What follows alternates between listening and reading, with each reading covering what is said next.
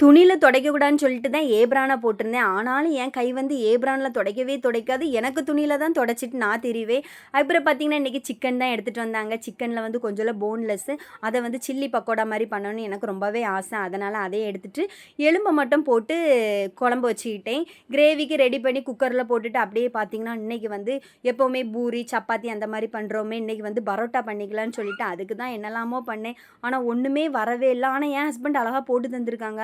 பின்ன அவங்கள ஹெல்ப்பு கூப்பிட்டு அவங்க வந்து நின்னுட்டு, சரி, சரி நானே பண்ணி தரேன்னு சொன்னாங்க. நானும் 2 பரோட்டா நானே போட்டேன். என்னெல்லாமோ பண்ணி எடுத்து வந்துச்சு. ஆனா, அது என்னமோ பிஞ்சு போச்சு. வரல. அப்ப நான் ஹெல்ப் பண்ணி தரேன்னு சொல்லிட்டு அவங்க வந்தாங்க.